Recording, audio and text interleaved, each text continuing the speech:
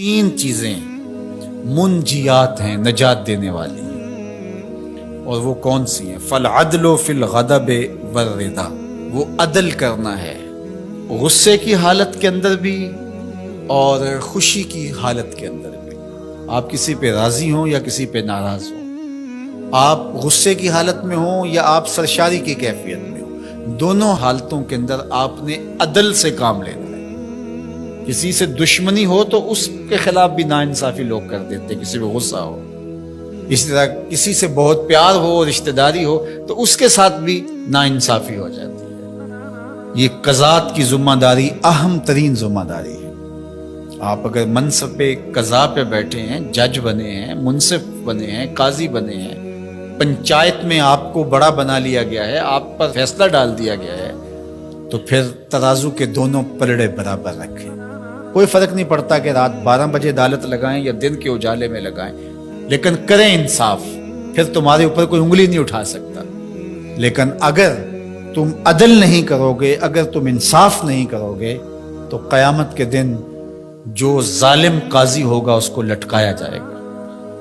تو اس لیے ارشاد فرمایا کہ جو نجات دینے والی چیزیں ہیں وہ غصے کی حالت کے اندر بھی اور خوشی اور سرشاری کی کیفیت کے اندر بھی عدل کرنا۔ ایک عربی مقولہ ہے، الملک یدوم بالکفر ولا یدوم بالظلم، ملک کفر کے ساتھ تو قائم رہ سکتے ہیں لیکن ظلم کے ساتھ قائم نہیں رہ سکتے۔ دنیا کے کتنے ملک ہیں جہاں نظام کفر کا ہے لیکن عدل پایا جاتا ہے تو وہ خوشحال ہے۔ لیکن لوگ نمازیں بھی پڑھتے ہوں، سجدے بھی کرتے ہوں، اعتکاف بھی بیٹھتے ہوں، حج عمرے بھی کرتے ہوں، لیکن عدالتیں انصاف نہ دیتی ہوں، سکون کبھی نہیں ہو سکتا۔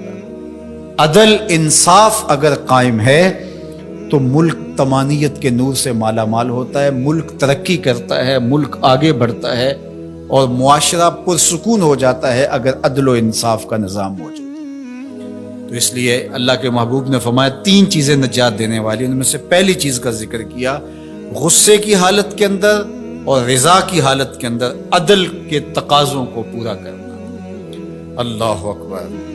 والقصد فی الفقر والغنا، دوسری چیز، فقر میں اور غنا میں، خوشحالی میں، آسودگی میں اور غربت میں، دونوں حالتوں کے اندر میانہ روی سے چلنا۔ یہ نہیں ہے کہ آپ کے پاس پیسے زیادہ آ گئے تو فضول خرچ بن جائیں، اور اگر جو ہے وہ حالات تھوڑے سے تنگ ہوئے ہیں تو بالکل ہی بخل کریں۔ دونوں حالتوں کے اندر میانہ روی کے ساتھ چلنے والا کبھی کنگال نہیں ہوتا۔ اللہ اکبر۔ والذین اذا انفقوا لم یسرفوا ولم یقتروا وکان بین ذلک قواما، فرمایا کہ وہ لوگ جب خرچ کرتے ہیں نہ تو فضول خرچی کرتے ہیں اور نہ ہی وہ بخل کرتے ہیں، بلکہ جو درمیان والا راستہ ہے اس راستے کو اختیار کرتے ہیں۔ تو درمیانی راستہ چلنے والا ہی سرخرو، کامیاب اور بامراد ہوتا ہے۔ اس لیے دونوں صورتوں کے اندر ارشاد فرمایا کہ میانہ روی کرنا۔ وخشیۃ اللہ فی السر والعلانیہ، اعلانیہ بھی اور مخفی بھی، دونوں حالتوں میں اللہ سے ڈرنا، یہ نجات دینے والی چیز۔ جو لوگوں کے سامنے اللہ سے ڈرتا ہے اور مخفی جگہ پر جا کر کے اللہ سے نہیں ڈرتا تو وہ اعلانیہ طور پہ ریاکاری کر رہا ہے، اللہ سے نہیں ڈرتا۔ تو مخفی طور پہ بھی اللہ سے ڈرے اور اعلانیہ طور پہ بھی اللہ سے ڈرے۔ ان الذین یخشون ربہم بالغیب لہم مغفرۃ واجر کبیر، جو اللہ تعالیٰ سے بن دیکھے ڈرتے ہیں، اللہ جل شانہ نے ان کے لیے مغفرت بھی رکھی ہے اور بہت بڑا اجر بھی رکھا ہے۔ اور وہی حدیث جو میں نے آپ کے سامنے رکھی کہ 7 اشخاص قیامت کے دن عرش الہی کے سائے تلے ہوں گے، ان میں سے جو 7واں شخص ہے اس کا ذکر حضور نے ارشاد فرمایا، وَرَجُلٌ ذَكَرَ اللَّهَ خَالِيًا فَفَاضَتْ عَيْنَاهُ، وہ شخص جو تنہائی میں بیٹھا اور اللہ کو یاد کرنے لگا اور اس کی آنکھیں آنسوؤں کا خراج دینے لگی، اللہ کے خوف سے اس کی آنکھوں سے آنسو ٹپکنے لگے، تو فرمایا قیامت کے دن جب کوئی سایہ نہیں ہوگا اللہ اس شخص کو اپنے عرش کا ٹھنڈا سایہ عطا فرمائے۔ تو لوگوں کے سامنے آنسو بہانا اور تنہائی کے اندر آنکھوں کو نوری نصیب نہ ہو تو یہ ریاکاری ہے، اور ریاکاری تو ایک ایسا جرم ہے، ایک ایسا گناہ ہے جس کو شرک اصغر کہا گیا۔